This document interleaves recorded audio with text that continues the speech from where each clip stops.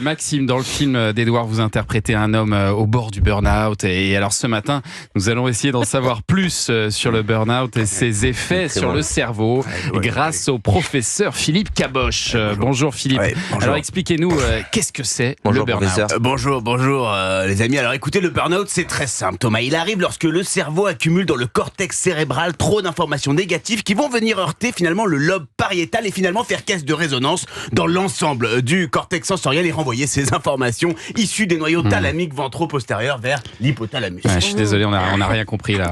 En gros c'est quand vous en avez plein le cul de votre vie de merde. Thomas. Là, ils ont compris. Là, on voit mieux. Bon, très bien. Alors professeur, d'abord, qu'est-ce que ça veut dire burn-out? Alors ça vient évidemment de l'anglais burn, to burn. Bien régulier. Qui veut dire brûler et out, donc dehors, burn out, brûler dehors. Et donc on peut considérer que Jeanne d'Arc a été une pionnière en matière de burn-out. Alors attention Maxime, burn-out à ne pas confondre avec le burn out, qui lui se pratique généralement sur les plages du Cap d'Agde en plein été avec des amis, mais ça c'est une affaire qui concerne plus Thomas. Oui, bien sûr, je vois pas du tout de quoi vous parlez.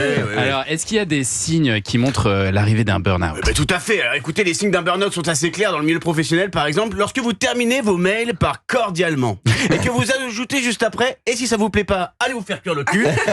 C'est qu'il faut clairement penser à prendre quelques jours de RTT. C'est vrai que ça nous arrive tous parfois de vouloir écrire ça en bas d'un mail. Bien sûr, c'est tentant. Ça c'est au niveau professionnel. Maintenant, les signes d'un burn-out peuvent aussi apparaître à la maison. Votre cerveau est en pleine ébullition. Vous êtes ici, mais vous êtes ailleurs, et donc vous faites n'importe quoi. J'ai un patient, par exemple, sa femme lui a demandé d'aller chercher ses enfants à l'école.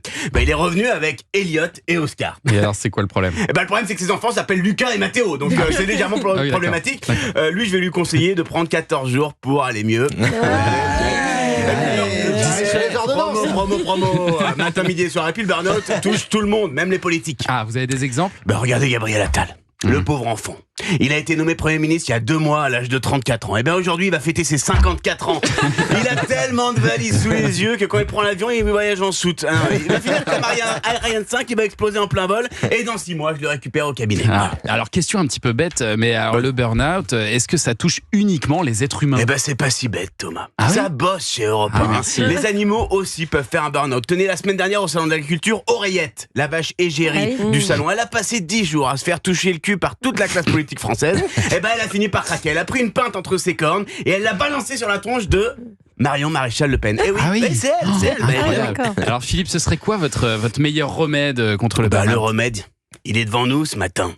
C'est le rire. Vous allez vous mettre au cinoche, peinard, devant le film 14 jours pour aller mieux, et en sortant vous vous sentirez plus léger.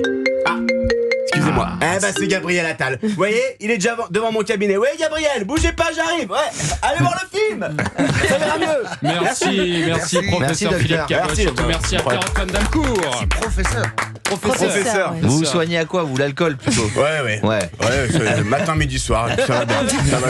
L'ordonnance parfaite. Et beaucoup de stylos. Ça dissout le cholestérol. En fait, le professeur, c'est au nombre de stylos. Un stylo pour chaque patient. Il est vraiment, c'est un grand professeur, quoi. Il a bourlingué. J'ai pas mal traîné ma bosse. Ça vous dit, professeur, qu'on joue? Les jouons. Ça, c'est je bon mets pour mes lunettes de jeu. Alors, en revanche, celle-ci, vous les avez nettoyées avec des tranches de jambon, non? C'est un petit peu sale.